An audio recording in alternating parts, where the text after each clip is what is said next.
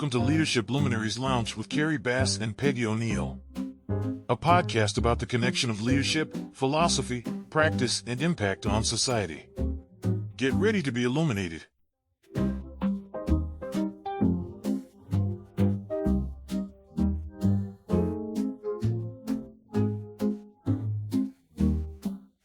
Welcome back. So this is part 2 of our fabulous conversation with Evan Cholfin, and we're thrilled to have him with us today. He's the CEO and founder of Luxhammer, where he creates and produces unforgettable, truly unforgettable film, TV, and branded entertainment that helps brands make more powerful and lasting connections with their audiences, reaching over 1 billion people.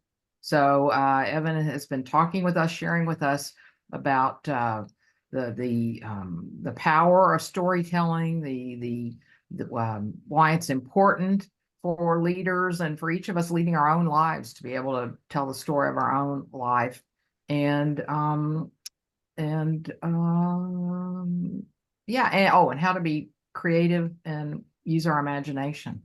So we're excited for part 2. We've had such a great conversation that we're going to continue here. Great.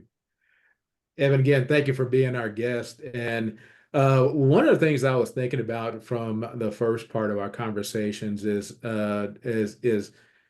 if you would take a minute to get into a bit more about compelling content, what are the types of things that leaders need to think about conveying when you have an opportunity to share a story that moves people to do something?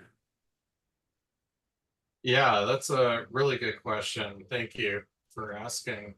One of the things that I think is really key whenever thinking about the type of content to be created really comes down to who your audience is, and how you're trying to reach them. And so it really depends on, what your audience, think you really have to dig deep to really understand your audience. We do a ton of research to really understand our clients' target audience and to really understand what makes them tick. It's really important to do that to really get a good handle on, what the leaders, the organizations that we work with. And once we kind of understand the audience, then we can craft stories that will resonate with them. But in general, I think that when you're thinking about, because I've worked on a lot of global campaigns, stories that will resonate with on a global scale are typically stories that touch us as human beings.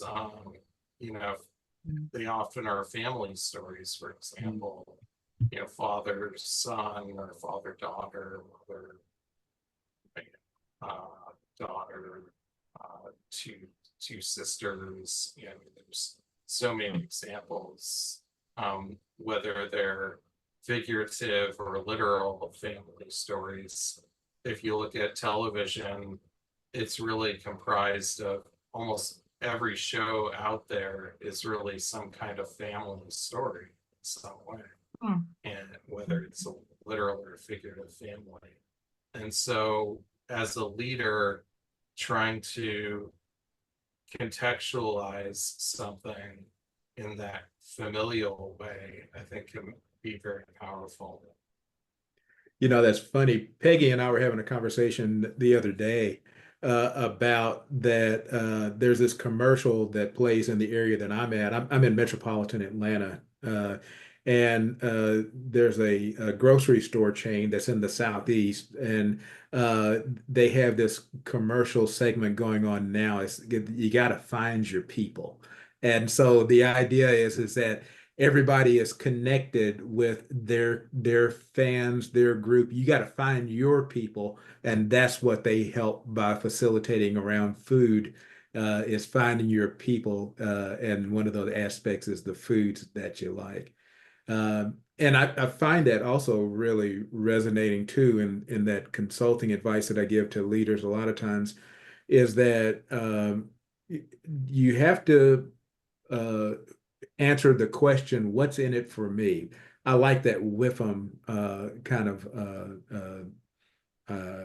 abbreviation because you're sold, and so you understand what you're into, but you have to understand what's going to sell the others that you're trying to convince to give you their attention, their time, their resources, or their support. And there needs to be some payoff for them to be able to get it. And I like the idea of you're saying the payoff can be you feel good because you feel like that, yeah, I get it. That helps me feel comfortable with my family.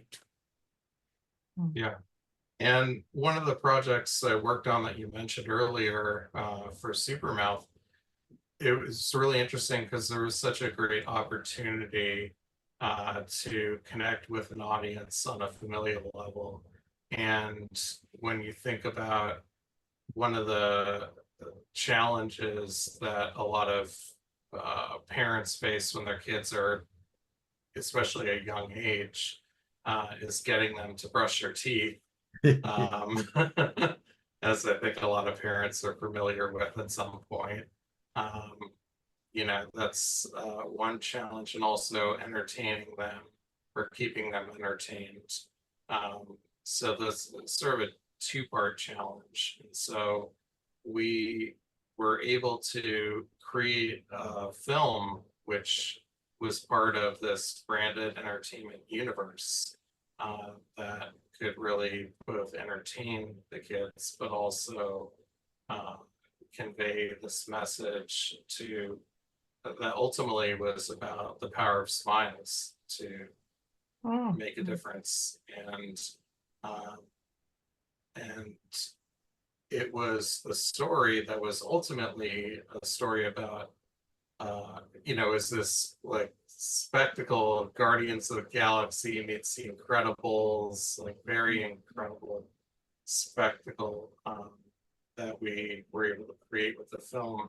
But at its heart, it was a story about this family and a young girl, and her family who are reeling from the loss of their father. And they all are dealing with that in different ways. And she kind of deals with her pain through binging candy in this case. And she's cut herself off from her mom, her brother, and it really takes the kind of the magic of sort of her little brother and his love for all of these things. She kind of gets this renewed hope by him, and then ultimately the family comes back together. So it's this beautiful story about the family coming back together. Underneath that story about getting kids to brush their teeth. Wow. That's a powerful piece of content around learning to brush your teeth. Remember to brush your teeth. So what did you find from that? So obviously it sold well, the product sold well. Did you have any sort of results around what kids using the products? I mean, did you have any statistics afterwards about how it impacted the children? The statistics that we had were really the results of the overall results of the PR push that we did, because we also did a bunch of other content. We created music video we commissioned based on a song from the film that was an original song. We also created a comic book prequel, and we had launched the film as a live event, a film premiere, and had the kids got to meet the superheroes and got to be a part of the story as they were helping the superheroes stop the bad guy Cavatar Oh, by collecting the sugar bugs that he placed in the theater, and oh, it was cute. really cute. We Yeah. documented everything, um, everything that we pushed out on, you know, with PR. That's how we were able to reach just over 1 billion unique visitors monthly across media. Oh, okay. With that in mind, That's incredible. yeah, That's incredible. how much effort is required to be able to have a good interaction? Like how often should you create new content? How often do you need to post something? What's good practice to be able to generate a presence that's memorable? Yeah, it really depends on the person or company posting, but when we're talking about social media in general, like we have social media clients and we're posting everywhere from 2 days a week to daily. And it just depends on the the cadence. And I think what's really important, more important than the number of posts or frequency of posts, is the consistency of posts. So if you're posting the same time at the same, on Wednesdays and Fridays at 4 o'clock, and you do it every day, every Wednesday at 4 o'clock, your audience starts to tune in. You start to get excited about the next thing that comes along. They get used to it. It's almost like appointment TV in that sense. And you get your audience excited about that content. And you can even have content around getting them excited about that content that's going to come out. So that's additional content that you can create. So in that sense, you can create a consistent cadence that people really respond to. And then if it's a type of content that has different, basically it's a format that's going to hit different key points, then you can continue that format. And if it's successful, then you want to kind of continue that format. And you can see by looking at different accounts out there, there are some brands and there's some companies and some individuals who really have figured out different formats that are very successful. And those are ones to really kind of key into to see, oh, wow, this might actually apply to me or work for me. And I can incorporate that into the type of storytelling that I want to use. There's not just one format. There's probably hundreds of different formats that can be very successful out there.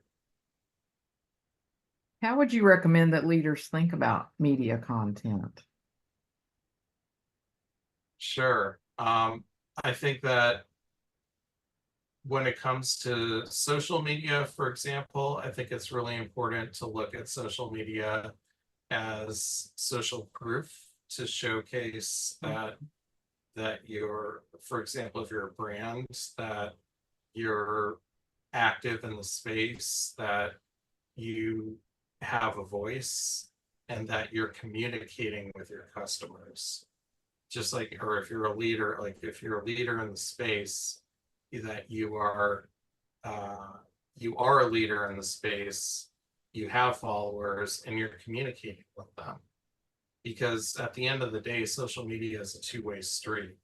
And I think a lot of people forget that. They like to post things and then never respond. But anytime someone comments, that's gold. And people who take the time to actually respond to the comments, that actually is not only helping the algorithm, that's helping them as an individual, because they can learn from those people. They can they can learn so much, and those customers can become so much more loyal, or those individuals can become so much more loyal if you take the time to out of your day to just respond to them. Mhm. And then what about media in general? Thinking about media and content, how should leaders be approaching that? Yeah, so in general, it will come back down to your audience and your goals. I think having a good media mix is important. You want to think about your marketing budget. You want to think about, a lot of companies, they'll spend 20% of their operating budget on marketing. And, you want to be marketing your company. Um, some companies are very used to one form of marketing, and Mm. that's what they adhere to. But I think that it could be dangerous if you just adhere to one, because Mhm. the truth is that things change so fast, and they're changing even faster, especially with the advances with AI right now. We're seeing the seismic shift, so it's really important to be able to have a mix that you can play in different playgrounds, so to speak. So having a good media mix, you want a certain number of ads, are you going to be doing social, or are you going to have traditional, are you going to have out of home, or are you going to do experiential, that depending what your budget is going to dictate what you can do. Yeah. Um, PR is really important component. Maybe you don't have a big budget, but doing some kind of strategic PR campaign, like the ones that we've done, can be an effective way um, to make your product a household name. Mm. That's also another way to think about it. You said that there's a seismic shift happening. Is there a way for people to stay abreast of that? Oh yeah, I definitely think people should stay on top of anything AI in the news. So paying Um, attention to the news. yeah, uh, there's definitely tons of articles coming out Okay. every day about how AI is going to, or is already affecting different marketplaces and marketing itself even. I think that there's also all kinds of legal ramifications, so companies and Mm. individuals have to be careful and understand that they don't necessarily own what they're creating with AI. All right. Yeah. So these are all things that are resources that are available, but there's still plenty of court cases out there that haven't been decided. Laws Mm. have haven't completely caught up, but there have been some. There's been some information put out by the U.S. Copyright Office, for example, about what can be copyrighted, what can't. Okay. So we could talk for another hour about AI, Well, just as one topic alone. Yeah. well, not necessarily to take you for another hour there, but any guidance in particular about should a leader of a small organization or a large organization, should they think about now incorporating AI tools into their media and their content and storytelling mix?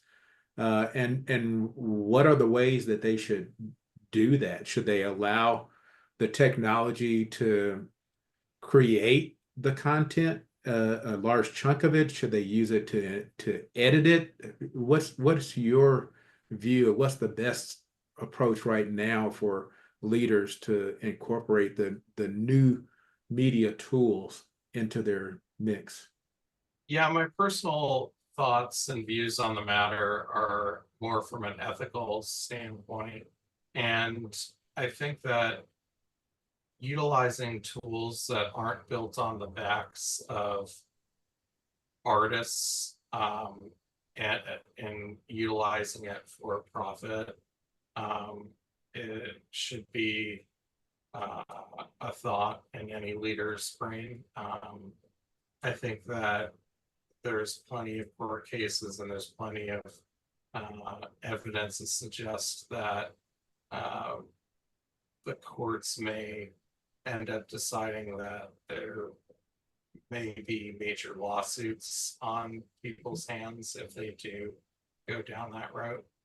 So just from a risk standpoint alone, I would, I'm not a lawyer, so I wouldn't take anything as legal advice that I say, but I would say that I would utilize tools that allow you to organize your information, allow you to synthesize things in a way that can speed up what you're already doing, but to wholesale create new images and video and things like that, unless the company owns the whatever content the model is based on, I would be very wary of using that. Just from the sake that you may just not even own what you're creating. Right.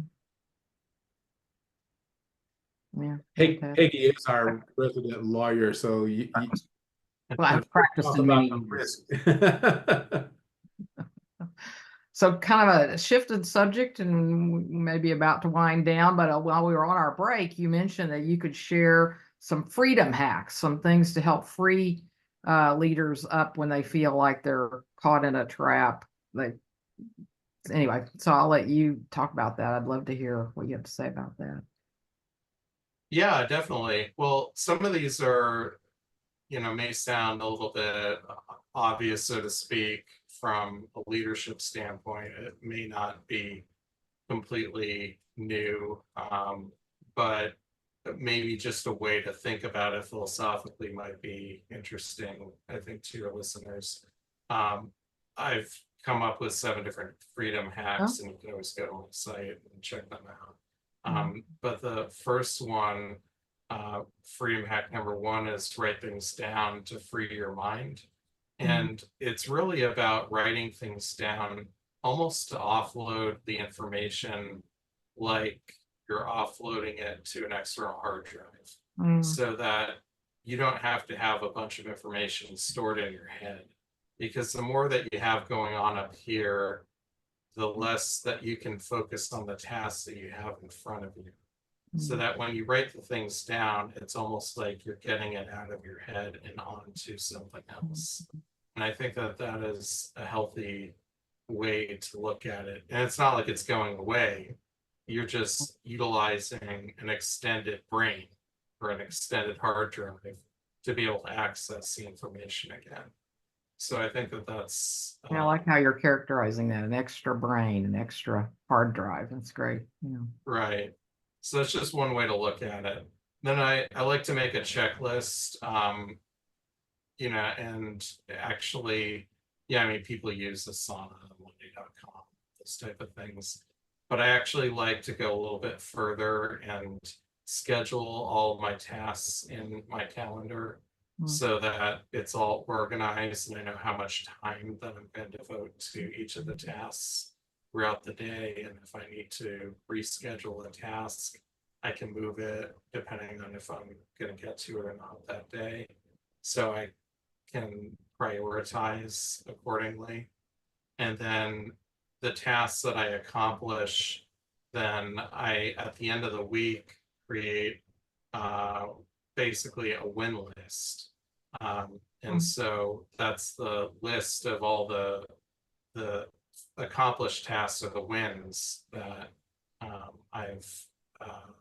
have gotten to that week. And so that's something that I definitely recommend, because it's amazing how quickly your wins add up, and it you can very easily get stuck in a rut and feel like you're not going anywhere. But when you start looking at, wow, I accomplished so much this week, it helps you actually. It's fuel for your engine, and it helps you to keep going. Um, and then just the three last ones real quick: giving yourself the freedom for self-care. I think that's really important to, as a leader, to do that. I think that we work, and self-care is so important that we forget sometimes to take care of ourselves. We're so busy taking care of everyone else. We forget sometimes that you can't take care of other people unless you take care of yourself. And giving yourself the freedom to make mistakes, I think, is also really important. I think that's so key, because the people are so afraid these days about making mistakes. We've seen so much where people make one mistake and they're fired. So yeah, so say what else you want to say about that, because I think that's a real harm to business these days, that you just hear people, I made a mistake, but who's gonna get fired? Which is just so, it's misunderstanding of what it is to be human and creative, and Yep. yeah, go ahead. So anyway, go ahead. Oh yeah, no, you're absolutely right. And it's so easy, because I think a lot of leaders, I subscribe to this same problem, but I think a lot of us are A-list or A-type personalities, I should say, and we get hard on ourselves when we make mistakes. And I think it's really important to realize that it's not just getting everything perfect. It's about getting things done. It's about taking action that actually moves the needle, and not everything will need to be perfect. Not everyone's going to remember, oh, that one font was out of place, that didn't match the other font, that at the end of the day, all what matters is, did you move them? Did they get excited about what your proposal looked like? Yeah. Those are the big things. So the mistakes, it's okay. And then the last one is to give yourself the freedom to succeed. And that's one thing that I think oftentimes leaders become big obstacles to themselves. And, we let fear drive us. Sometimes it's imposter syndrome, or just plain fear that holds us back. And it's really important to take a moment to listen to ourselves, and to remind ourselves, really the amazing things that we can do, what we've accomplished. And everything's going to be okay no matter what happens. Those are fabulous. That was fabulous, and we're running toward the end of our time, but we'll make sure in our credits that all of you have access to Evan's website, so you'll be able to get his top 10 characteristics and his 7 freedoms of being able to use content and media. But leadership actually is what he's really talking about, to move forward. I really was moved by those last parts that, I kind of get fired up by those motivational speeches, like the football coach used to give and everything, stuff like that. But I like the idea of the freedom to succeed. So much of our life is bounded by fear. And I'm really pleased, although it took me 65 plus years to get here. I'm really pleased to be at this point in my life where there's so much behind me and not that much ahead that I really don't have that much to be afraid of. So, but Oh, living. you're gonna live another 65 years. What are you Yeah, talking about? right. Yeah, boy, can you see that? Then, me doing, yeah, but anyway. We'll be at it. We'll be at it another 65 years, Kerry. Yeah, boy, won't that be the, That'd be interesting. the Kerry and Peggy show? What did we say? No, anyway, our guest today on Leadership Luminaries Lounge has been Evan Cholfin, the media content extraordinaire. And we really thank you for spending your time to talk about how that leaders can be storytellers and be able to use storytelling and media to help move the needle forward toward getting your message out and moving people to take action in the areas that you need them to take. Any final words, Peggy, Evan, before we go? No, it's just been great being with Evan and all the creative energy that he is. Fantastic. Evan. Evan, anything? I just want to say thanks again for having me. This was a true pleasure, and feel free to follow me on Instagram at Luxhammer LLC, or go visit luxhammer.com and drop us a line. Thank you, Evan. And I'll be certainly going to the websites to get some more insights here too. So as I usually get the opportunity to do, let your light shine as you tell your story. Thanks, everybody. See you for next episodes.